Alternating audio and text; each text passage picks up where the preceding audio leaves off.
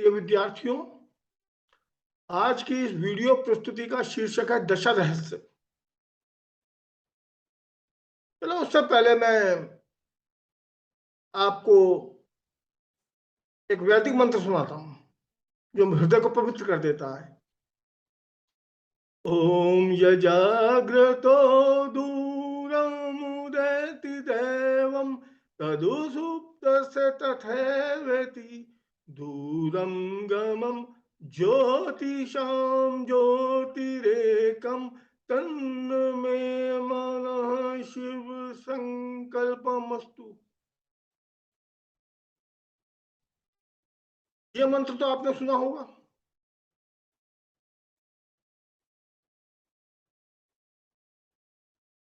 शिव संकल्प सूक्त का पहला मंत्र है।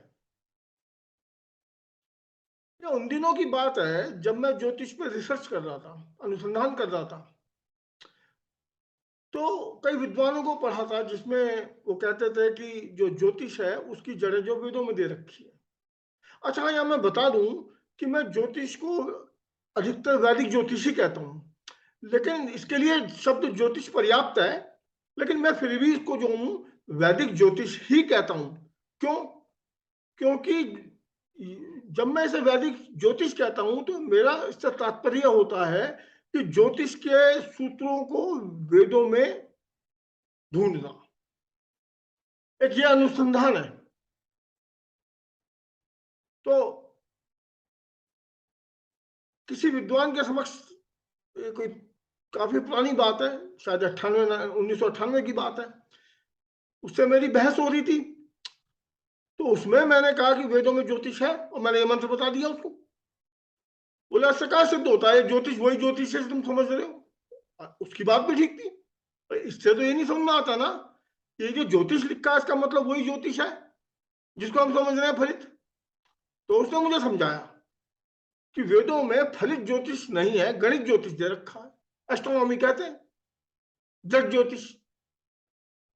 तो उस समय तो मेरे पास उसके उनकी बातों का उत्तर नहीं था, मैं चुप हो गया।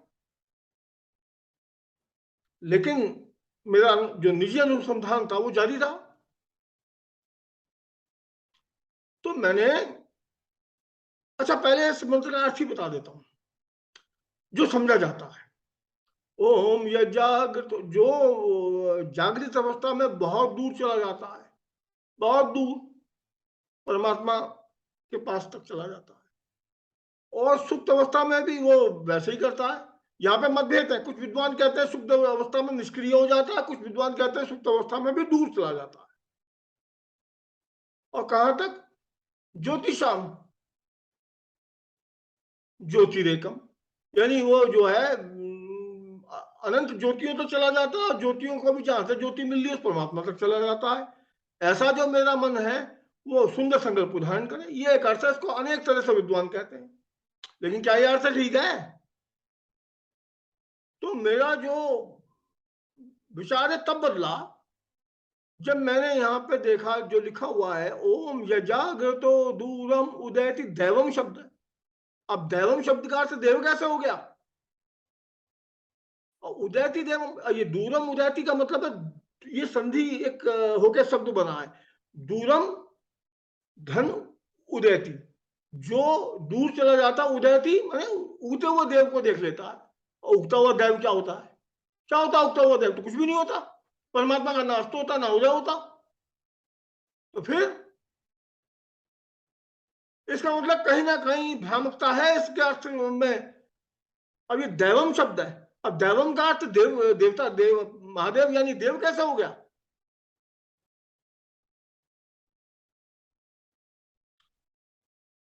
भगवान चरक ने आयुर्वेद में दैव शब्द का अर्थ स्पष्ट किया है। उन्होंने कहा है कि जो पिछले जन्म के वो कर्म जो इस जिनका परिणाम इस जन्म में मिलना शेष है उनको प्रारब्ध कहते हैं, और उसे दैव भी कहा है। इस जन्म में जो हम कर्म करते हैं और जिनका परिणाम भी हमें इस जन्म में मिलना है उसको हमने क्रियामण का कर्म कहा है, जिसका एक अर्थ पौरुष होता है, उसे पौरुष कर्म कहा है। तो यही पिछले जन्म के जो दैव हैं और इस जन्म के जो पौरुष हैं वो मिलकर भाग्य का निर्माण करते हैं, भाग्य का निर्माण करते हैं। तो वो भी गलत है जो कहते हैं कि इस जन्म में पिछले जन्म का लेखा जोखा है, और वो भी गलत है जो कहते हैं कि पिछले जन्म का लेखा जोखा कुछ नहीं होता, इस जन्म का ये जो कुछ है। तो ये दैव का अर्थ है। श्रीमद् वाल्मीकि रामायण में भी भगवान राम और लक्ष्मण के बीच जो संवाद हुआ है उसमें भी दैव शब्द का अर्थ इसी उसमें लिया गया है, भाव में।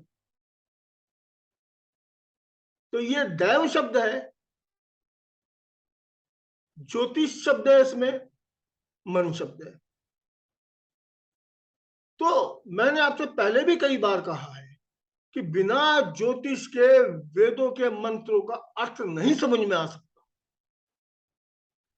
वेदों में या वैदिक साहित्य में हमें मिलता है चंद्रमा मनसो जाता है, इसका अर्थ कुछ विद्वान ऐसे करते हैं कि परम पिता के यानी परम पिता ब्रह्मा के जो कि विराट है वो उसके वो जिसके बारे में कोई जानता नहीं है, वो जो है वो परब्रह्म है, उसके हृदय से चंद्रमा प्रकट हुआ। लेकिन कुछ कहते हैं चंद्रमा ही मन है, इसको ऐसे भी करते हैं, इसका जो अनुवाद ऐसे भी करते हैं चंद्रमा मनसो जाता है, चंद्रमा ही मन है। ये भी विचार स्वागत योग्य है।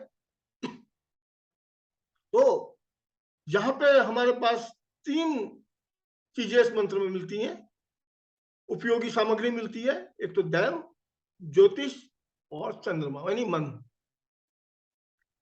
अब विचार करो, जागृत मन,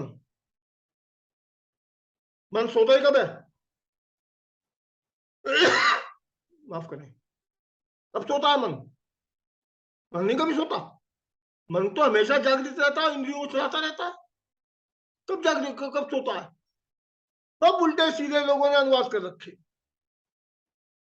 लेकिन हाँ, इसको हम दो तरह से समझ सकते हैं मुख्यतः। जो जागृत हो, हम इसको ऐसा समझ सकते हैं कि जो ऋषि मुनि योगी साधक तपस्वी जिन्होंने अपना मन जागृत कर लिया है, मन को आत्मा के 8 गुणों से परिपूर्ण कर दिया है, उनका मन जागृत हो गया, उनका मन में भी क्या होता है, बहुत दूर जाने की क्षमता होती है। कहां तक? ज्योतिषा, नक्षत्र, ज्योतिरेकम। और उस नक्षत्र को जहां से ऊर्जा या जहां से दिव्य ज्योति मिल रही है वो परमात्मा। और सुप्त सोए मन क्या है? वो सारे व्यक्ति सोए मन के हैं जो सिर्फ खाना कमाना और सोना ही अपना कर्म समझते। दिन भर काम किया, रात को आकर सो गए, चिंता नहीं है। चिंता है चिंतन की जगह। वो मन, वो व्यक्ति, वो मानस सोए हुए मन के, वो भी उनका मन भी बहुत दूर चला जाता है, चाहे वो समस्याओं में जाए, जाता बहुत दूर है, वो भी परमात्मा को अनुभव कर लेते हैं। लेकिन जो जागृत मन मानस है और जो सुप्त मानस है, उनमें से थोड़ा सा फर्क ये है कि जागृत मानव तत्व निकाल लेता है और सुप्त मानव तत्व नहीं निकालता। तो इसका एक अर्थ ये भी है। दूसरा अर्थ इसका ये भी हो जाएगा कि जब हम जागृत अवस्था में रहते हैं, हम अपना जो नित्य कर्म करते हैं, जगह वो होते हैं, तो शैया पे नहीं होते हैं, हम घूमते हैं फिरते हैं, काम करते हैं, जिम्मेदारियां पूरी करते हैं, तो हमारा मन इतना वेगवान होता है कि उस समय भी बहुत दूर चला जाता है, उस समय भी परमात्मा को अनुभव कर लेता है। और जब हम सोते हैं तो हमारी काया सो रही होती है, आंखें बंद होती है, लेकिन हमारा मन सक्रिय होकर फिर लोकांतरों में भ्रमण करता हुआ वो परम धाम तक पहुंच जाता है। हमें बड़े बड़े दिव्य स्वप्न आते हैं। तो ये इस पंक्ति का अर्थ है। अब ये उदयति दैवम कैसे देख लेता है? हमें स्वप्न आते हैं सोते हुए, वो स्वप्न कई बार सच्चे हो जाते हैं, तो हमने पिछले जन्म के कर्म देख लिए सोते हुए। जागृत अवस्था में भी बहुत सारे जो महान बड़े बड़े मन के आदमी होते हैं, वो जागृत अवस्था में भी जो है उनके हृदय में दैव प्रकट हो जाता है, बिना ज्योतिष से जाने वो जो बात कहते हैं वो सत्य हो जाती है, ब्रह्मवाक्य निकल जाता है मुंह से। तो यहाँ पे जो चंद्रमा है, जो मन है हमारा, वो उगते हुए दैव को देख लेता है। तो जो दशा है, जो चंद्रमा है, उसको नक्षत्रों का स्वामी भी कहा गया है। जो ज्योतिषाम शब्द है, जो नक्षत्र है, उनका स्वामी भी कहा गया। उसको उदूप, उदूप माने नक्षत्र, उदूप माने नक्षत्रपति, नक्षत्र भी कहते हैं, नक्षत्रेश भी कहते हैं। तो वो जो दशाएं हैं नक्षत्रों से निकलती हैं, और चंद्रमा ही उस पिछले कर्म को जानने का हेतु बनता है, इसलिए दशा स्पष्ट चंद्रमा से की जाती है। यही निर्देश है, भगवान पराशर ने यही निर्देश भरत पराशर होरा शास्त्र में दिया।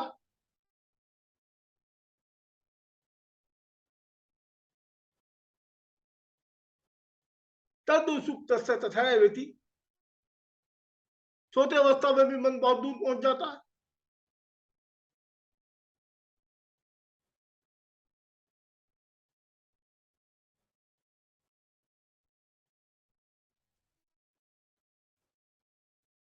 विद्यार्थियों, आपने देखा कि मन की गति अबाध होती है, बहुत होती है मन की गति, बहुत तीव्र होती है, वायु वेग से तीव्र होती है, और अब कहें तो जेट से भी ज्यादा स्पीड की होती है।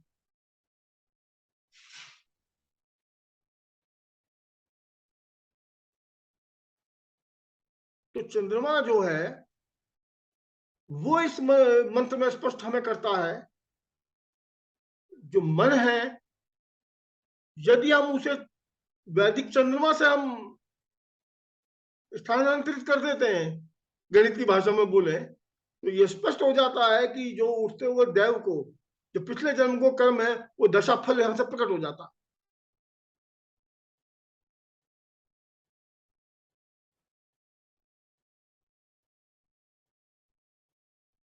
इसलिए विद्यार्थियों, मैं आपसे बार बार कहता हूं कि वेदों की तरफ लौट चलो।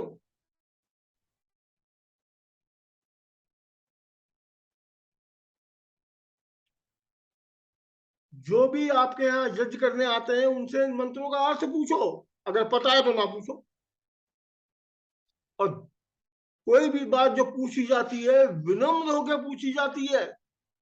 यदि आप विनम्रता पूर्वक सूचक शब्द नहीं लगाएंगे तो कोई विद्वान जवाब भी नहीं देगा। यह भी मैं बता दूं, समर्पण भाव से पूछा जाता है।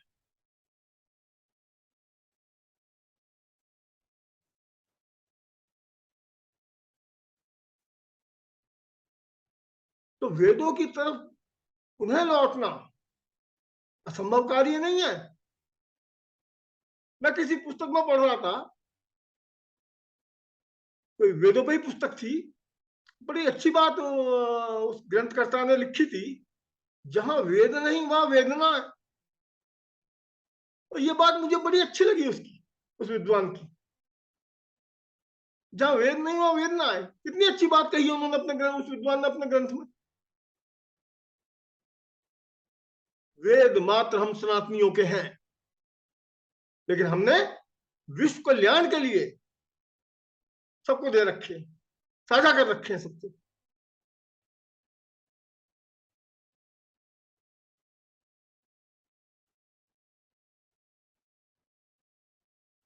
तो ज्योतिष की जो जड़ें हैं वो वेदों में है।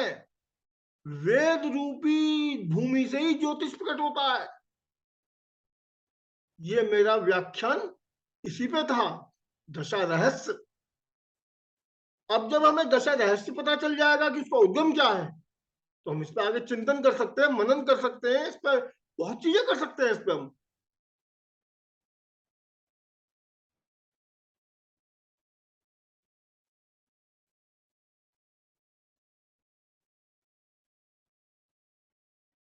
तो चंद्रमा दशा कैसे निकालता है, या चंद्रमा के माध्यम से कैसे दशा निकाली जाती है, ये आप सबको भली भांति विदित होगा, ऐसा मैं अपेक्षा करता हूं। क्योंकि ये गणित खंड हो जाएगा फिर।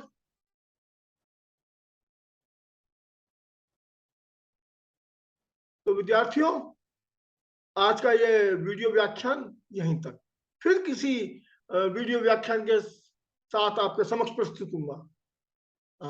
तब तक के लिए विदा चाहता हूं। परमात्मा शिव एवं भगवती पार्वती आप सभी को सद्बुद्धि प्रदान करें।